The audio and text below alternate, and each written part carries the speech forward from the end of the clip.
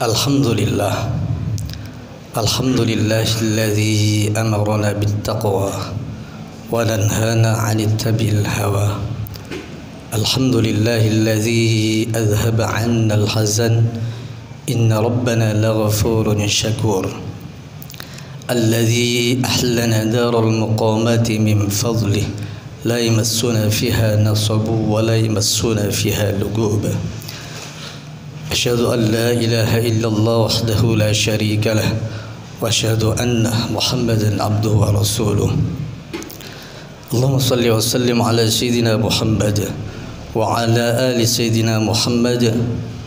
Amma ba'du, faya ayyuhan nas ittaqullah haqqa tuqatih wa la tamutunna illa wa antum muslimun.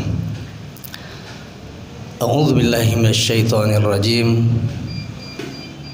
Wa laqad ra'ahu nazlatan ukhra 'inda sidratil muntaha. Shadaqallahul 'azim. Ma'asyiral muslimin, ikhwatal iman, rahimakumullah. Melalui mimbar ini sebagai khatib kami berwasiat, marilah kita bersama-sama meningkatkan keimanan dan ketakwaan kita kepada Allah Subhanahu wa taala. Karena hanya dengan iman dan takwa kita kepada Allah Subhanahu wa taala, maka kita semua akan bisa mendapatkan kebahagiaan, keselamatan dari dunia sampai akhirat. Sehingga Allah Subhanahu wa taala menyampaikan dalam Al-Qur'an bahwasannya sebaik-baiknya bekal dalam hidup ini adalah bekal takwa kepada Allah Subhanahu wa taala. Wa tazawwadu fa inna khayra zadi taqwa wattaqun ya ulil albab. Ma'asyiral muslimin, sidang Jumat yang dimuliakan Allah Subhanahu wa taala. Pada Jumat hari ini masih dalam suasana bulan Rajab. Insyaallah kalau nggak keliru ini termasuk Jumat yang terakhir. Yang Jumat depan insyaallah sudah masuk ke bulan Sya'ban. Bulan Rajab ini adalah salah satu bulan yang dimuliakan oleh Allah Subhanahu wa taala. Allah Subhanahu wa taala berfirman dalam Al-Qur'an, "Inna iddatash syuhuri 'indallahi 12 syahrun fi kitabillahi yawma khalaqas samawati wal arda minha arba'atun hurum." Jadi hitungan setahun 12 bulan itu memang pada hakikatnya adalah hitungan yang ditentukan oleh Allah Subhanahu wa taala, bukan buatan manusia. Jadi setahun 12 bulan itu memang dari Allah Subhanahu wa taala. Ada 4 bulan yang mulia, salah satunya adalah bulan Rajab.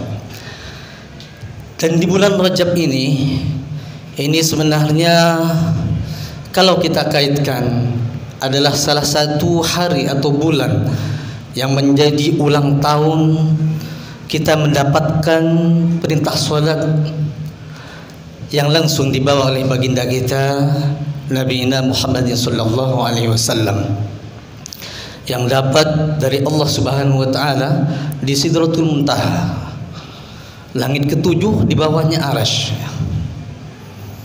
Di dalam kisah atau riwayat-riwayat yang ada 3 sosok seorang nabi yang pernah melesat terbang menuju Allah Subhanahu wa taala atau berjumpa dengan Allah Subhanahu wa taala. Di antaranya yang pertama adalah Nabiullah Idris alaihissalam. Nabi Idris adalah seorang nabi yang sangat taat dan tekun dalam ibadah kepada Allah Subhanahu wa taala.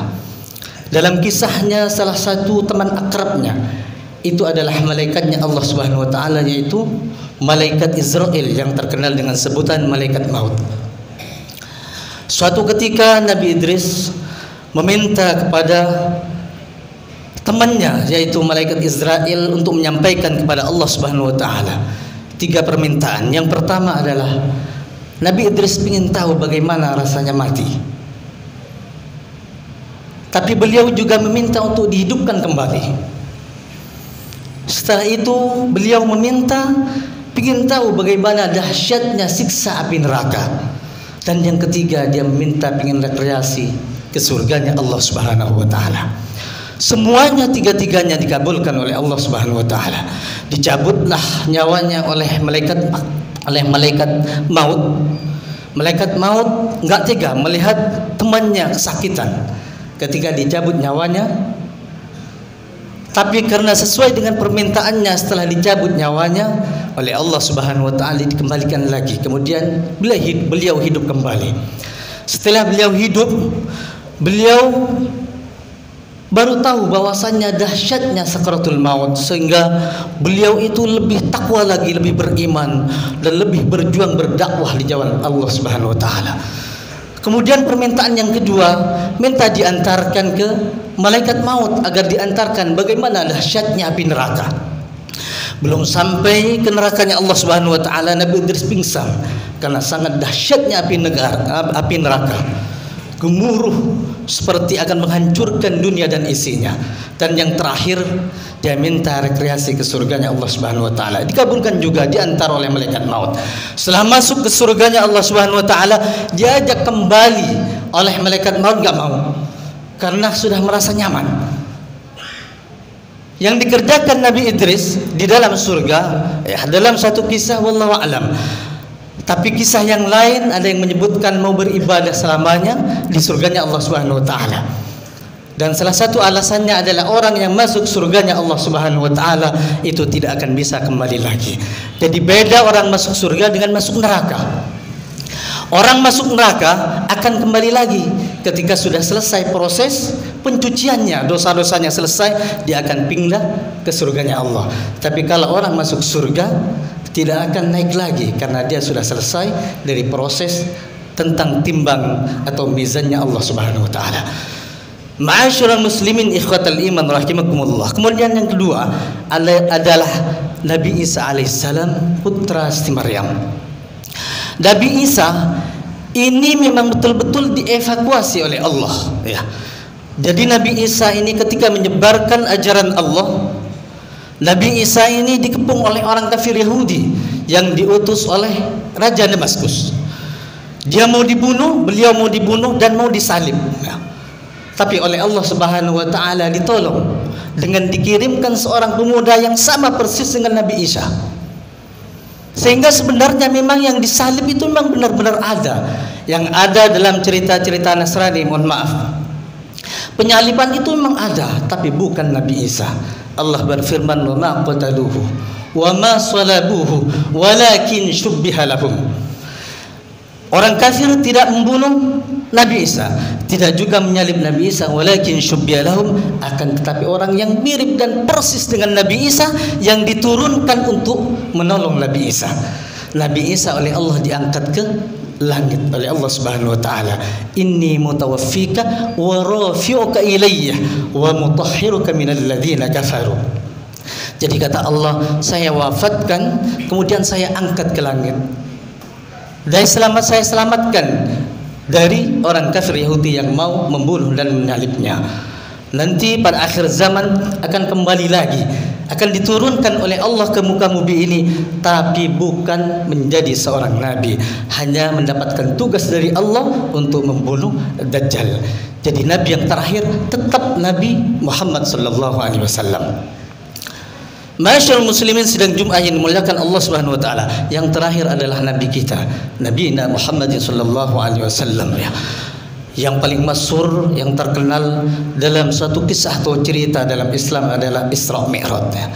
Jadi Isra Mi'raj itu sebenarnya kalau kita kaji secara mendalam, Isra dan Mi'raj, kalau Isra itu masih bisa dipahami secara akal, ya. Isra dari Masjidil Haram ke Masjidil Aqsa itu kurang lebih kalau menurut penelitian Badan Antariksa Dunia itu hanya kurang lebih 1.500 km. Jadi secara akal masih masuk. Tetapi kalau Mi'raj tidak akan bisa dicerna dengan akal.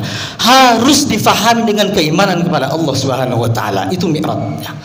Karena Mi'raj itu Rasulullah itu berangkat dari Masjidil Aqsa sampai ke Sidratul Muntaha. Jadi langit yang nomor 7 di bawahnya arasy Allah Subhanahu wa taala. Bahkan diperkirakan oleh penelitian Badan Antariksa Dunia, diperkirakan tidak ada yang autentik, ya.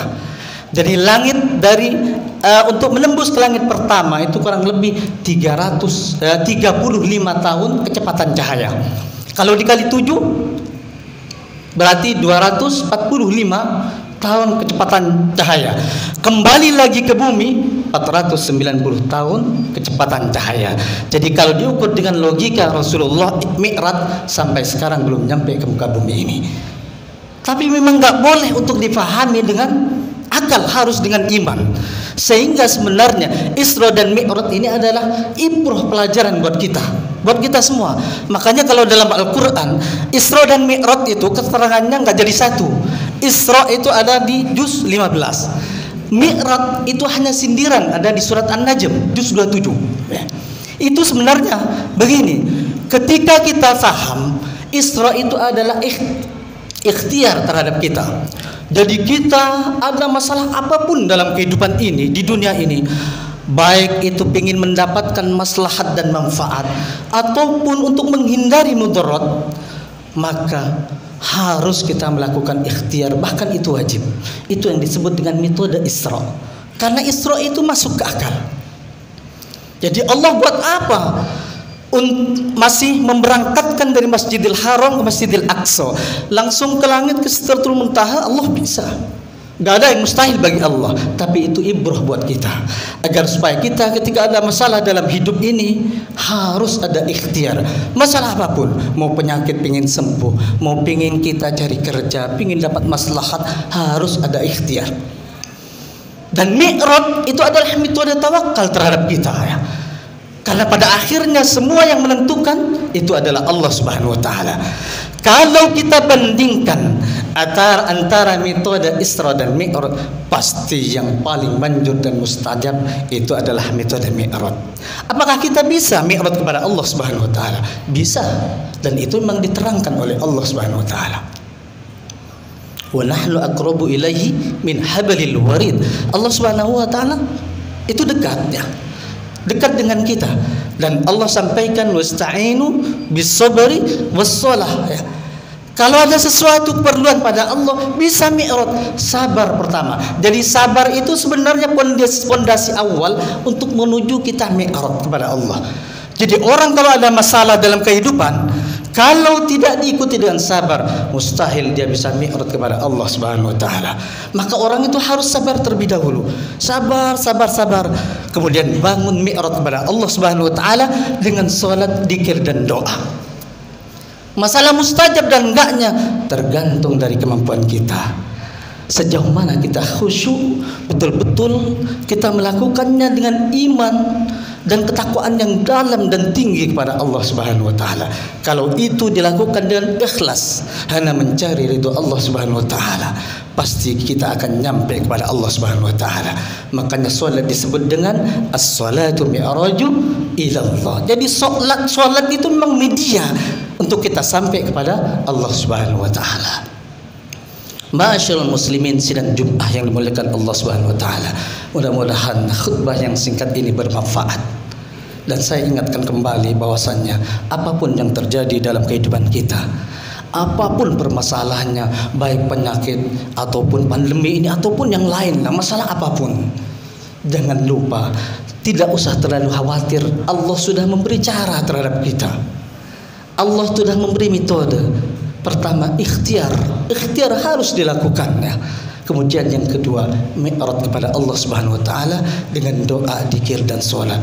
Kalau itu dilakukan dengan khusyuk, hati ikhlas, iman dan takwa kepada Allah Subhanahu wa taala, pasti semuanya akan dikabulkan oleh Allah Subhanahu wa taala. Mudah-mudahan bermanfaat. Man 'amila shalihan falinafsihi wa man asaa'a fa'alaiha wa ma rabbuka bidhallamin lil 'abid. Barakallahu li wa lakum fil Qur'anil 'azim wa naf'ani wa iyyakum bima fihi minal ayati wadh-dhikril hakim. Aqulu qawli fastaghfiruh innahu huwal ghafurur rahim.